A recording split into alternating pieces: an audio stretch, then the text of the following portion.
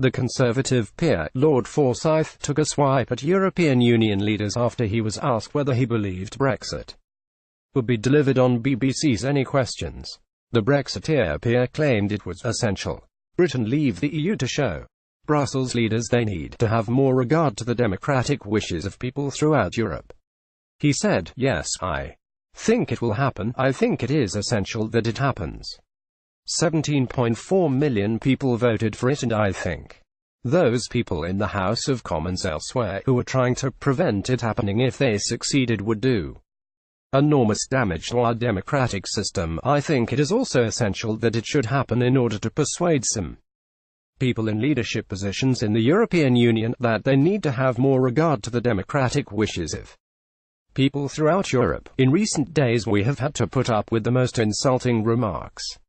We had Herman Van Rompuy, the former president of the Commission, saying that the United Kingdom will rejoin the European Union with their backs against the wall, the abyss in front of their eyes and a knife on their throat. We are nearly there.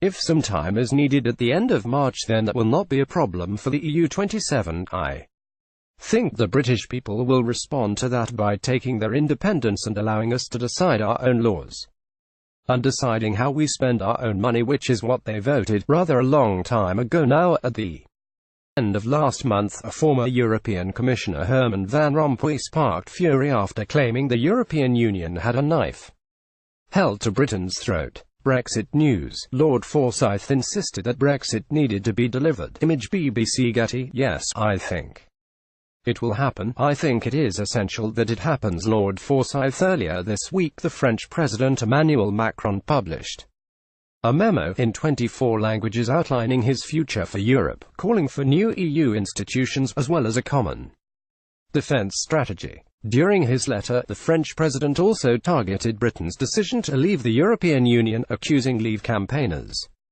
of spreading lies. He wrote, "Never since the Second World War has Europe been so essential. Yet never has Europe been in such danger." Brexit stands as the symbol of that. It symbolizes the crisis of a Europe that has failed to respond to its people's need for protection from the major shocks of the modern world. It also symbolizes the European trap. On Friday, Theresa May used her speech in Leave supporting Grimsby to urge both the European Union to give ground on the Northern Ireland backstop and call on Tory Eurosceptics to recognise that failure to back the deal could result in a softer Brexit or another referendum. She said, next week, MPs in Westminster face a crucial choice whether to back the Brexit deal or to reject it. Back it and the UK will leave the European Union. Reject it, and no one knows what will happen. We may not leave the EU for many months. We may leave without the protections that the deal provides. We may never leave at all. On Friday afternoon, the EU's chief Brexit negotiator claimed he had offered Britain a choice where the UK will not be forced into a customs union against its will. The EU proposal gives the UK the chance to leave the full UK-wide customs union at the Irish backstop mechanism and return to the Northern Ireland-only arrangement, which Mrs May rejected. Next week the Prime Minister will put her withdrawal agreement to a meaningful vote in the House of Commons.